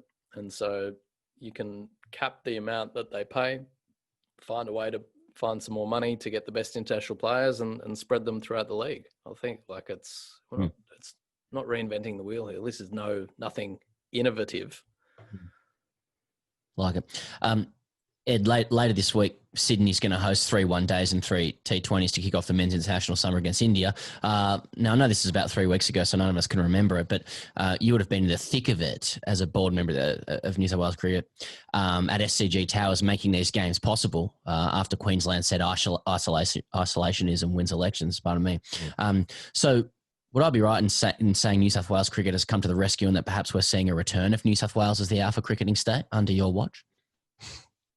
Certainly not under my watch, but I think we're very lucky that John Knox, the chairman, has a great relationship with government and the SCG Trust, and those relationships have, in a sense, really saved the start of the summer. So, all state boards are always trying to do what's best for cricket. Sometimes that might be not necessarily agreed upon either amongst themselves or with Cricket Australia, but it's a good example of how working with other stakeholders and making sure those relationships are strong can actually be really advantageous. All right. That's a real media line there. Cool. So what about grade cricket being streamed around the globe now? Sydney Test cricket streamed around the globe. Is that under your watch? Look, it's taking its rightful place as the most important form of cricket in the world, really. Can you explain this news for those who weren't aware? Well, Sydney Test cricket is now being streamed via, I think, the news.com.au website. You can, tune in, watch your old team, the Bears, take on Higo's old team. Who do you play for again? The Stags. Yeah. Just tune in, watch the game. Love it. Pay $2. I actually fear that this might take away from your subscriber base because it's either Patreon, $2, watching club cricket live, the real deal. $2. I mean, it's probably putting you on the spot, but obviously is there a revenue share with grade cricketers there then on the $2? Like obviously as opposed to the ACA. 26%. No, yeah, they should be taking 5 for the Bears and average absolutely 12 as I did. What's in it for me? Yeah. The subscriber numbers. Oh, I don't know. You might get a retrospective schooner down at the North Sydney Tavern. A retrospective schooner. I hope they share it among the alumni of grade cricketers as well. Yeah. Using a voucher, like it's out of the entertainment book. That's exactly right. You could turn up, reminisce with Robbie Aitken and the lads. Ted, I was going to ask you, I was just harping back to that series in 2011-12, and I was just thinking I was talking about Pez before, your second test match was the SCG test match when Michael Clark hit 329 not out. And I was saying to Pez, like, that's so forgotten. Like, and then Pez made the point, I don't want to put words in your mouth, but he did say this, that it almost like Clark's career is kind of forgotten. Like Michael Clark hit 329 not out, the SCG at home against India, and like no one ever speaks about it. And also, do you think it was disrespectful that he came within 5 runs of Bradman's record? Discuss. I certainly remember it because I was the idiot that I think got out on the flattest wicket known to man, kicked one in front of middle and off and see you later, pal, and then put my bum on a seat for 3 days and watched him bat. It was a wonderful inning. Who got you? Wonderful inning. Huh? Who got you? Who got you out? Zahir Khan. I think I was outside the line, no DRS. Do you? Just fell over the in-swinger a little bit. Yeah. Look, DRS probably, outside the line, missing leg, one of the two. Who knows? Never out LBW, was I? And those are your memories. Michael Clark's 329. You're outside the line. Didn't watch a ball, actually. Read the paper for 3 days. Paid up. What's going on in 2011? Yeah.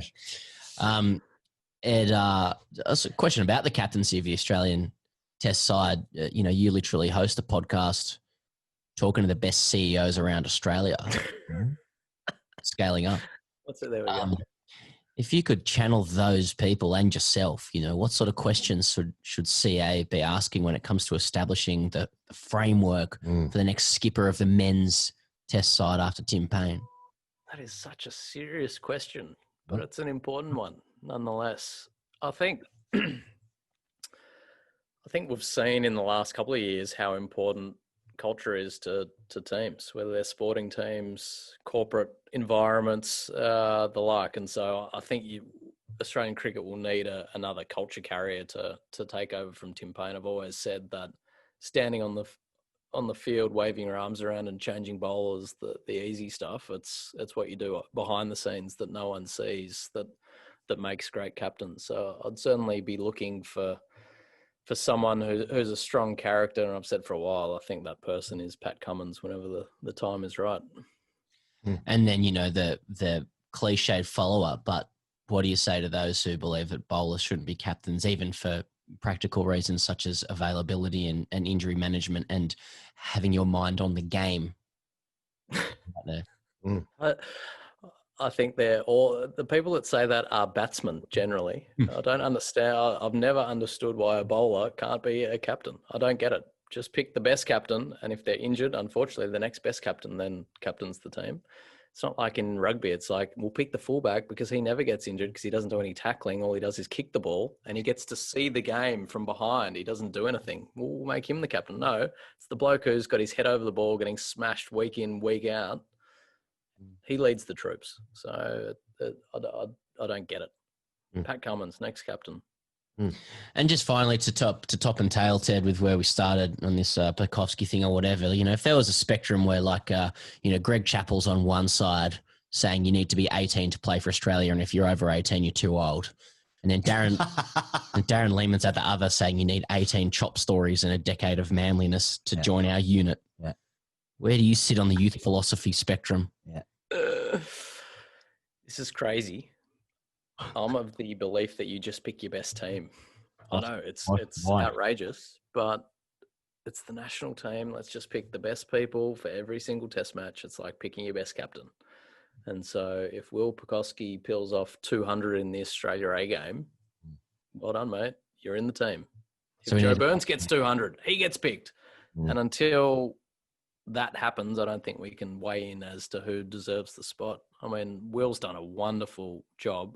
Look, I think the other parameter that should come into selection these days, apart from Dave Warner picking the team, is how many times have you been on TGC?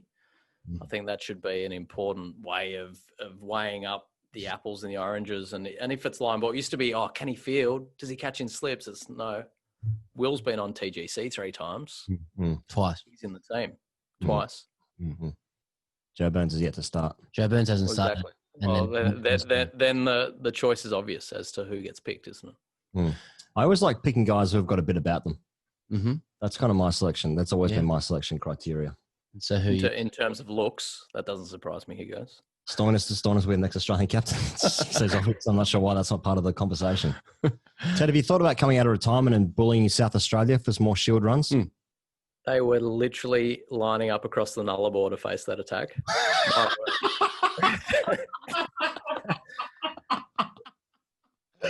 It was honestly, imagine going into an Australian Test team selection meeting and just seeing names of people that scored hundreds against South Australia in the last 4 weeks. You would have been like, geez, we're going to pick a team, and 19 people got hundreds against South Australia. How do we delineate between the 250 and the 210? Yeah. I think it's why Travis Head's runs are so important because he can't face his own attack. Well, I mean, that should be counted against him as well, for sure. Yes. The poor bloke has to face it. How can he get better, excuse me, when he has to face him in the nets? Good point. Yeah, good point. His runs are worth double. Yeah. Just it's on the grade.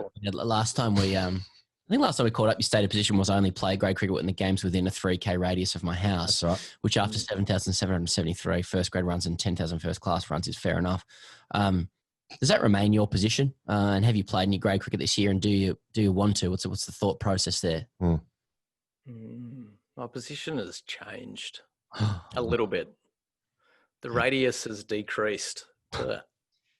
If it's not played in my living room, I'm actually not that interested on a Saturday. It's sad, but my time in club cricket has come to an end, Sam. I'm drifting off into oblivion. But, a couple of Monday mornings, I've walked into work, picked up the umbrella, shadow batted for a little bit, thought about it for 10 and a half seconds, and then thought, not this week, champ. And I've lost the urge. I feel like how you probably felt for many, many years, but I'm struggling. It's this paradox of wanting to be the good clubman and wanting to do something else with my life. It's crazy. You want a game? You're still getting people at Sydney Uni saying, "Come on down for a hit." Yeah. Ed Cowan. Occasionally, I think they're drifting on the idea of a 38-year-old, mildly unfit, noodling left-hander turning up for them as well. I think the game's passed me by. Want me gloves? Which is fine because then, the rite of passage is clearly that you go from, the club cricketer to just being a bloke with opinion on everything. And the game was a lot easier back in, harder back in my day. Yeah. Much I harder. hear this, I hear- I remember when club cricket was hard.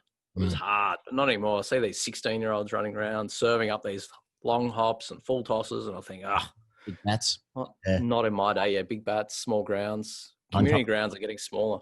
There's no doubt about that. Exactly. There's a fight for green space going on in our communities. On that note, Ed, we're going to leave you to fight that good fight for green space in your communities, into your entrepreneurial work, your philanthropic work, and your commentary at work on a rival podcast, I think. Thanks for chatting with us to start this summer. That Patreon chat will happen with you at some point. That's news to you, I realize, as I look down the camera at you. You can catch us on YouTube. But until then, Ed, thanks very much. Thanks for having me back. It's just it's an honor. It really is. He goes, the major story for the last few weeks has been our dear old friend, Donald Trump. And, well, as we go to where apparently he softened his rhetoric on on his transition from the White House. Well, if that's what he wants to do, all good. But the last few weeks have been kind of marked by legal farce.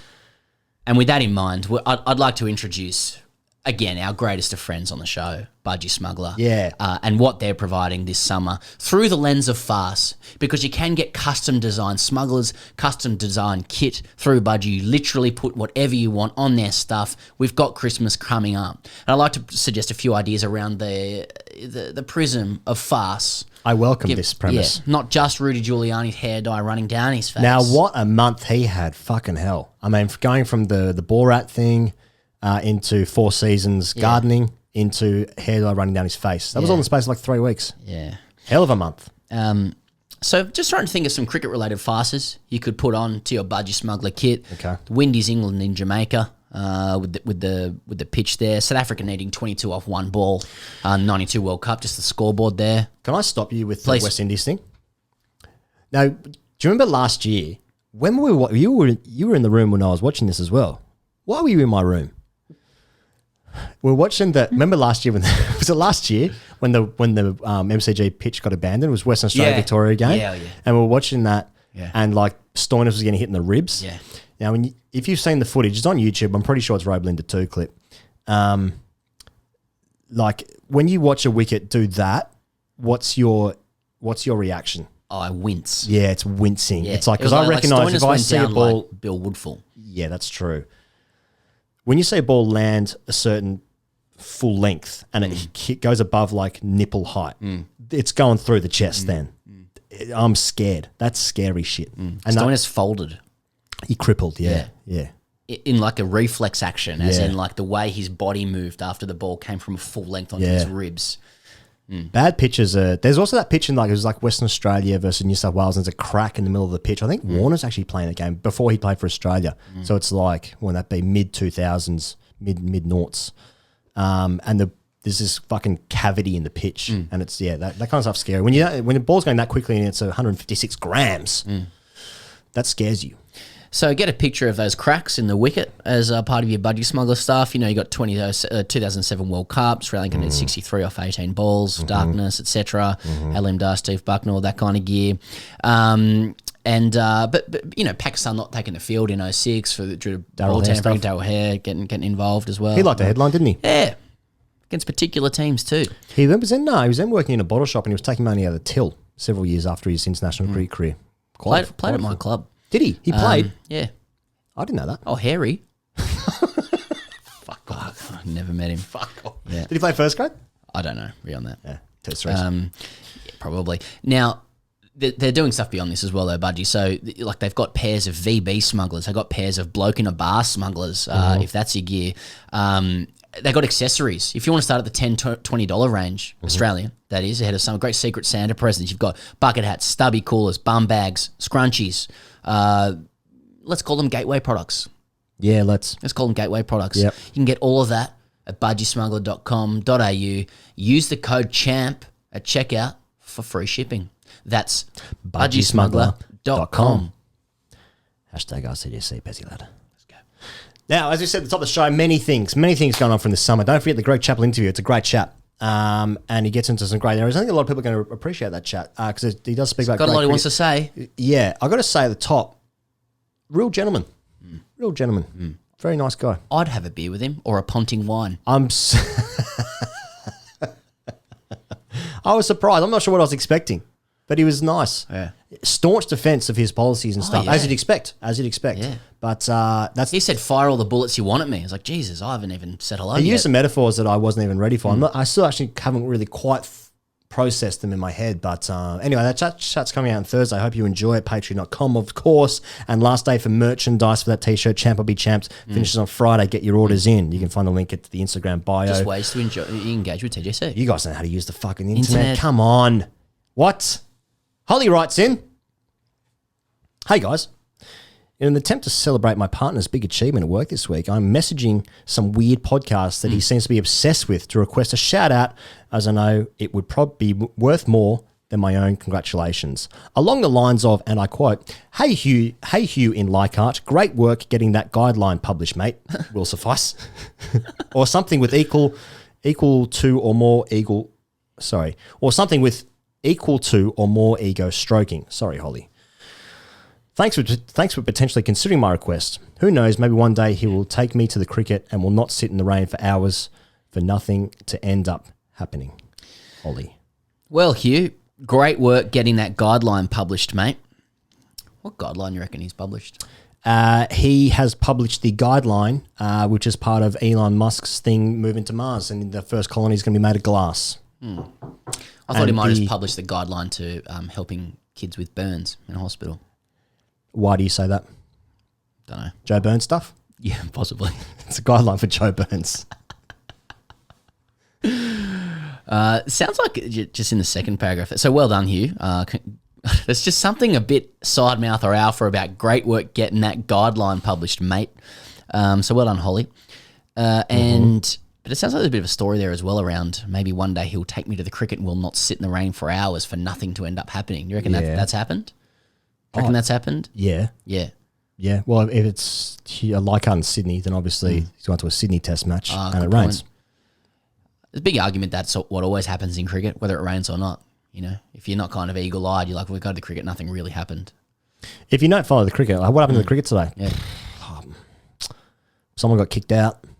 That's always the most memorable bit. When someone gets kicked out of the ground, it's like 3:30, 4 o'clock. They've been sitting in the sun all day, even drinking those light beers. They add up over time. Remember when I just moved to Melbourne, Here we go. my then girlfriend, now wife, took me to the MCG and, we went to the MCG to the Boxing Day test of Australia, India, something like that, maybe 2011, 2012, something like that.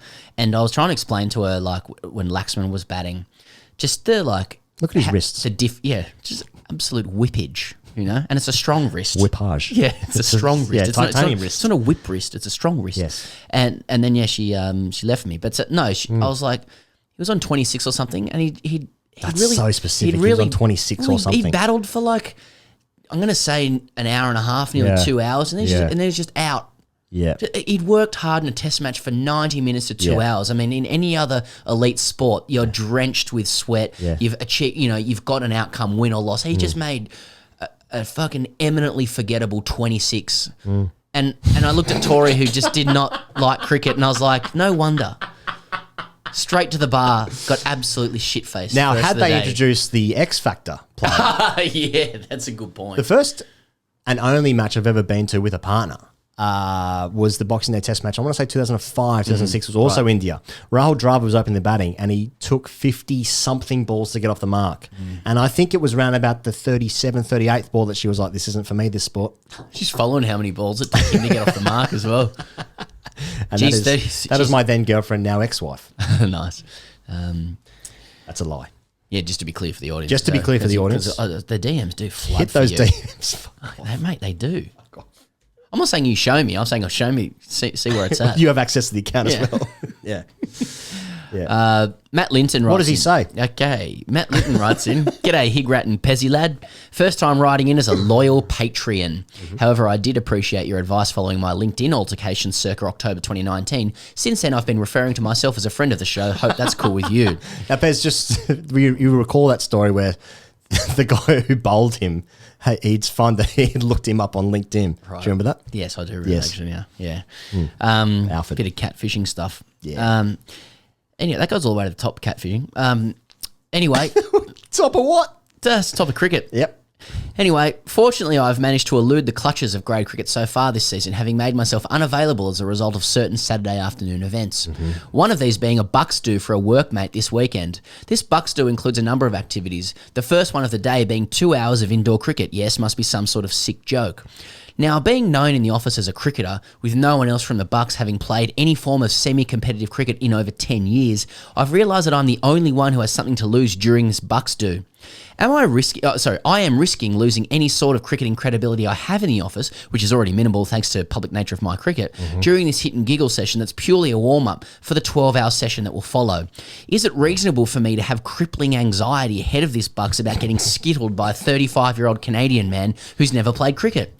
What about if I nick off to a 45km per hour straight break from the bloke whose hands have never held a cricket ball, let alone turned one? I've never held one. Look at these hands. They've never held a cricket ball before. Any thoughts on how I should approach this would be great. Cheers, Matt. Do you reckon you could tell if a hand had never held a cricket ball, especially in August? See those August hands. The way they hold it. Yeah. Not sure about the weight of it. Now, Pez, you would have been to some Bucks parties in your time. Ever played indoor cricket at a Bucks party? No. That's it's set a scene.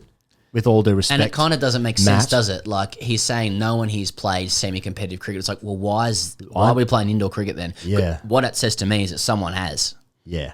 And probably the best man. You know what I reckon? I reckon Matt has set this up. Right. He's leaving that out, is he? I reckon he might have done. Yeah. He's like, oh, what do I do? He already knows what he's going to do. Yeah. He's going to fucking obliterate that attack, therefore presenting himself as the alpha. Yeah. He's afraid. Can he do that if he's so afraid of someone who bowls 45k per hour? He's not afraid, is he? He's not afraid. Right. Oh, he has So fears in his lying to life. us. He has fears in his life, but he knows, Matt knows what he's going to do here. He's going to obliterate that attack. It's all men. He's not going to do the condescending thing where he maybe hit some catches, maybe get himself out. He's not really worried about taking it too seriously, maybe marking centre, maybe bringing a front pad, maybe bring his own stick to the Bucks. I don't know. He's going to obliterate that attack. He's going to be Mark Waugh, Steve Waugh, New South Wales indoor cricket, circa 1991 or whatever that was. No, it'd be the late 80s, wouldn't it? When did they play? No, it must have been in the 80s. Must have been in the 80s, yeah. That's what they're going to do. He's probably going to bring his indoor cricket kit. Yeah. He's going to be hitting side nets. He's going to be doubling up. He's going to be working. He's going to be backing up at the bowls end, taking catches, sledging people. That's a Bucks party. And then he's going to have a 12-hour drinking session. Okay. Well, I suppose that's very clear advice. I mean, there's no, just to acknowledge Matt's conundrum, there's no doubt that's the toughest gig in cricket and or life when you are of his position playing against people who haven't played. How do I do I would with agree. I would agree if there were women, children, families involved. This is a group of just blokes. This is a group of hypersexualized. I don't know why they're not. They're playing indoor cricket at a Bucks party. Yeah, but this has never been kiss territory. Obviously, getting married, so some people won't have been married. So we're in that realm where it's not like, oh, we're a little bit old now, the body's creaking. There's probably some late 20s throbbers, mid 20s. That should be the fear. They're about to do 12 hours of drinking, so they can obviously do that. Now that's what I was going to say. I think Matt is preparing himself to maybe give himself a bit of social credibility by not going as hard on the drinking, by saying, well, I was the best cricketer today. Don't know if you saw it, I scored 185. Yeah. Maybe you set himself as the massive alpha. He did get alphaed on LinkedIn. To keep that in mind. He needs to. It's a tough balance. He needs to play. Yeah. He needs to dominate. Yeah. But appear friendly and a functioning member of society. Yeah, that's right. Matt needs to understand that he's the target. If they know that he's the cricketer, he's going to be the target that day, and he can only fight fire with fire. So I agree with you, because it's just blokes and hypersexualized blokes at that. Hypersexualized blokes at a Bucks party at the indoor cricket centre. Yeah. sexual energy flying around the like place. A private school at year indoor 9 maths centre. Classroom.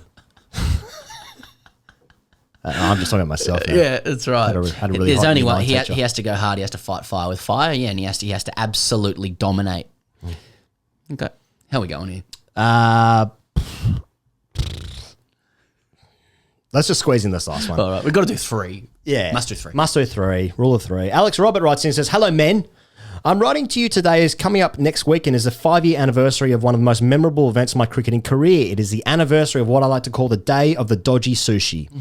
It is the commencement of lunch on day 1 and we are walking back out onto the field when I see our opening bowler in some discomfort, possessing a look which would suggest he is not trustworthy of his current bowel situation. Also, I'm just not trustworthy of my current bowel situation, I have to say. What? I'm feeling a bit sick. No one in grade cricket said that. I'm fucking cooked here, mate. I'm big. Oh, fucking. What do you mean? I'm just not trustworthy of my current bowel situation. But I can speak in long sentences. It's fucking Shakespearean come up in the bowling. Fucking and is regretting it. Fucking Bill Shakespeare over here. Fuck me. Any danger of pitching one up, Bill? Fuck. Possessing a look which was Jesse is not trustworthy of his current bowel situation and is regretting his choice of undercooked Japanese cuisine. However, he is keen to take the first over after lunch and he takes his position at the end of his run-up. And I, as usual, take up my position at second slip. Okay. Catch a bit there. Oh, second grip. I see what you're doing there. Yeah, interesting. Yeah, I see what's really being communicated here, Alex. Send it too. As he trundles and lands, a quite noticeable fart is heard, and the ball cannons into the knee roll, plumb. As the bowler looking directly into the umpire's eyes, as the bowler looking directly into the umpire's eyes, bending right over in his passionate appeal, it became clear to the batsman and the entire slips cordon that there was more to the fart than first thought, with a giant poo patch evident on his whites. Goodness me. The whole cordon and even the opposition batsmen were in stitches as the bowler waddled off the field with his hands covering the fecal atrocity. At school on Monday, I told my fellow companions about the events and even showed a snapshot photo of the victim's whites, which regrettably spread around the school. My question is this: am I a bully for the events that took place on that fateful Saturday afternoon? Or is the dopamine effect of passing on such a noteworthy story too good to pass up on? Yours truly, Alex. Well, Alex, I mean, as we've mentioned many times, I know it's a binary world, that both is true. You are a bully and the dopamine effect was great. Yeah. Now, here's the other thing I want to say on this. So he goes, Go on then. Ordinarily, I'd say this was a highly embarrassing moment for the guy who shat his pants when appealing for a wicket that he got. But think back, he goes, only a year ago, when Australia retained the Ashes at Old Trafford, our own captain had recently shat himself, and no one apart from us seems to mind that much. No one gives a shit. No one mentions it. So, pain in that, Pain truly is Billy Madison, deliberately wetting his pants so when his friend doesn't get embarrassed. Yeah. In that situation. It's cool to pee your pants. Pain has done the dirty work. You can shit your pants now when you play cricket. The captain did it. No one mind. To be fair, I mean, our mate was taking a wicket at least, so at least he's kind of done something good in this situation. It'd be bad if you did that and got out at the same time. Yeah. I heard a guy do a massive fart that may have been a shit when he was sweeping one as a kid. And that was really funny because it was just the act of bending down. Yeah. And as he hit it, it just... Involuntary. Yeah. Involuntary excretion. Yeah. I've let out farts coming into bowl. Have you? And because I'm walking in as a leggy and it's just... burp, burp. What a way to end. I'm sorry, but if you shit your pants, that's going to go around the school.